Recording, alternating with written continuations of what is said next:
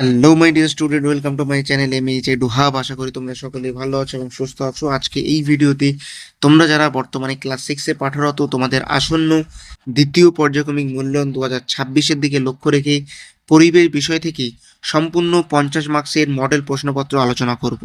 আজকে এই প্রশ্নপত্রটি সম্পূর্ণ উত্তর সহ আলোচনা করব এবং তোমরা যদি এই প্রশ্নপত্রটি ভালোভাবে দেখে যেতে পারো, আমি আশা রাখছি আসন্ন দ্বিতীয় পর্যায়ক্রমিক মূল্যায়নে তোমরা এখান থেকেই 100% কমন পাবে।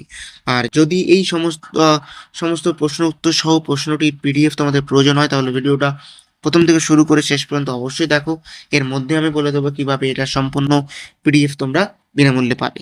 তো চলো ভিডিও শুরু করা যাক। তবে ভিডিও শুরু করার আগে তোমাদের কাছে একটাই আবেদন, ভিডিওটা প্রথম থেকে শুরু করে শেষ পর্যন্ত অবশ্যই দেখবে, একটু কিছু কিন্তু স্কিপ করবে না। তো চলো আমরা মূল প্রশ্নপত্রে চলে যাই এবং একে একে দেখে নিই কোন কোন প্রশ্নগুলো তোমাদের জন্য ইম্পর্টেন্ট হতে চলেছে। তো দেখতে পাচ্ছ প্রশ্নপত্র আমি ইতিমধ্যে নিয়ে চলে এসেছি। এবার ধীরে ধীরে আমরা মূল প্রশ্নে যাব। তো চলো ভিডিও শুরু করা যাক।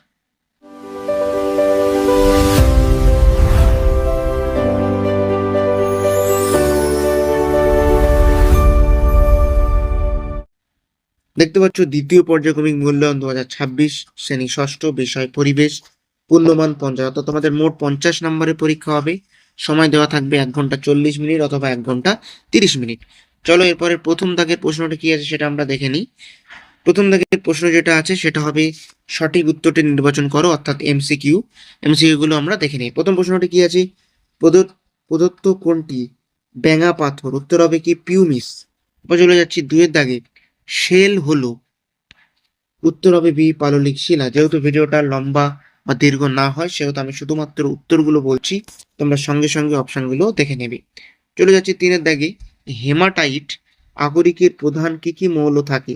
উত্তর হবে লোহা ও অক্সিজেন, অর্থাৎ বি হয়ে যাবে সঠিক অপশন, লোহা ও অক্সিজেন।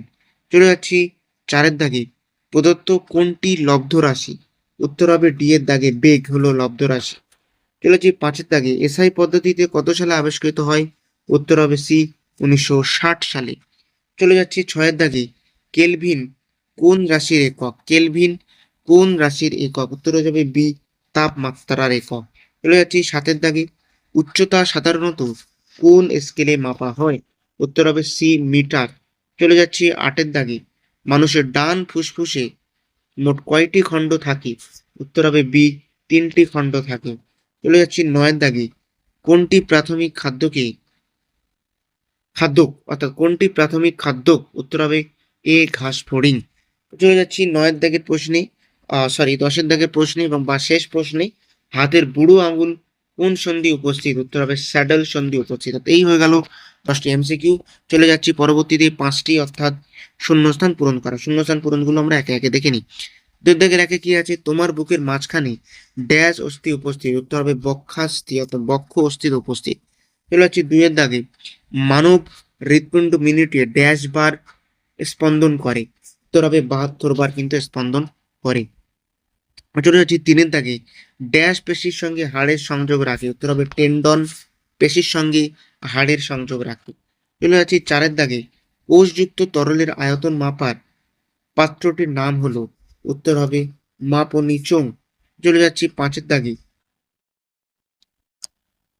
দাগের প্রশ্নে কি আছে, এসআইতে বলের একক কি? উত্তর হবে নিউটন। চলে যাচ্ছি ছয়ের দাগে, একটি অচল অস্থি সন্ধি হলো? উত্তর হবে করটিস সন্ধি।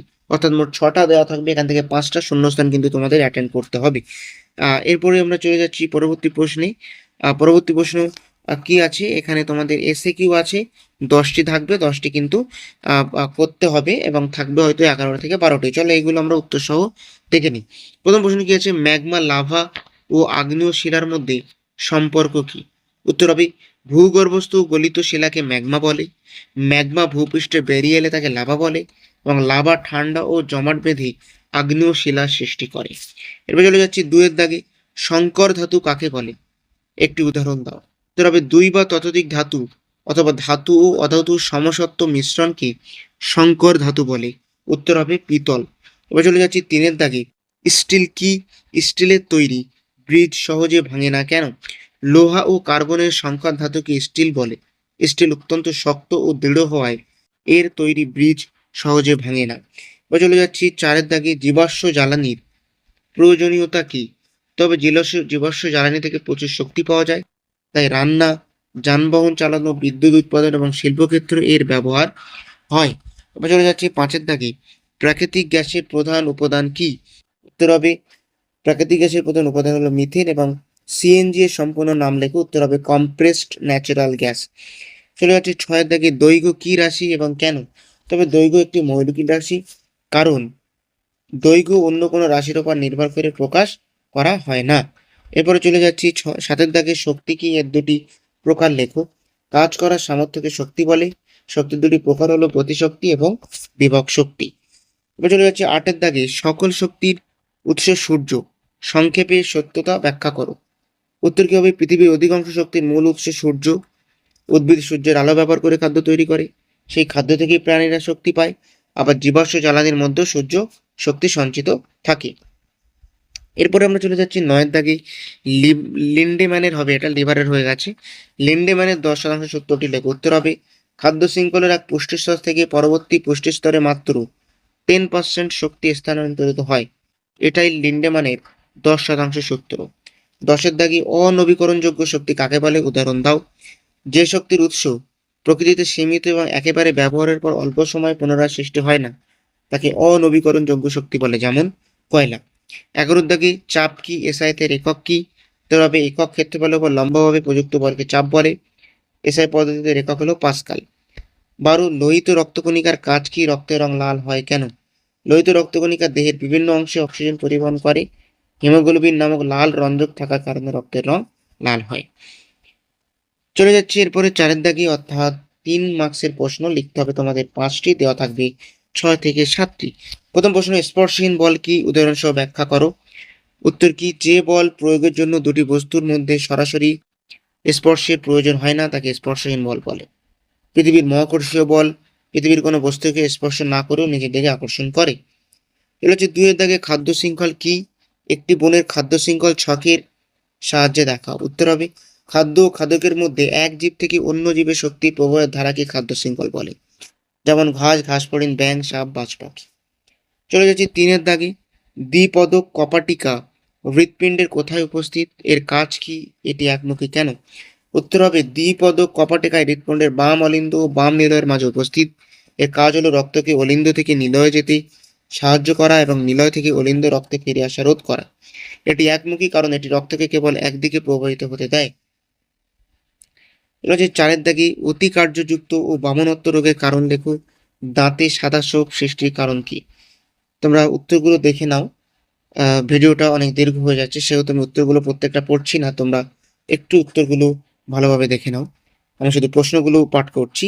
5 থেকে প্রশ্ন কি আছে? বায়ুশক্তি কি? উদাহরণ সহ এর কার্য ব্যাখ্যা করো। বায়ুর গতিশক্তিকে কাজে লাগিয়ে যে শক্তি পাওয়া যায় তাকে বায়ুশক্তি বলে, এবং দেখে নাও। 6 থেকে প্রশ্ন কি আছে? ফসল কিভাবে তৈরি হয়, তার একটি সংক্ষিপ্ত বর্ণনা দাও। এই হয়ে গেল আমাদের সর্বশেষ প্রশ্ন, অর্থাৎ এখানেই আমাদের আজকের পরিবেশের 50 মার্কসের প্রশ্ন শেষ হলো। আশা করছি আজকে পরিবেশে যে 50 মার্কসের প্রশ্নটা আমি আলোচনা করলাম, এটা আসন্ন দ্বিতীয় পর্যায়ক্রমিক মূল্যায়নে ঠিক এমনই একটা প্রশ্ন কিন্তু তোমরা পশ্চিমবঙ্গের যে স্কুল থেকে দাও না কেন দেখতে পাবে। আজকে ভিডিওটা তোমাদের জন্য অত্যন্ত গুরুত্বপূর্ণ হয়ে উঠবে। যদি ভিডিওটা এখনো পর্যন্ত ভালো লেগে থাকে একটা লাইক অবশ্যই করবে, এবং এরকমই ভিডিও পাওয়ার জন্য চ্যানেলকে এখনই সাবস্ক্রাইব করে দিয়ে পাশে থাকা বেল আইকন অবশ্যই প্রেস করে দিও। তো আজকে ভিডিও পর্যন্ত, দেখা হচ্ছে পরবর্তী নতুন এবং গুরুত্বপূর্ণ কোনো ভিডিওতে।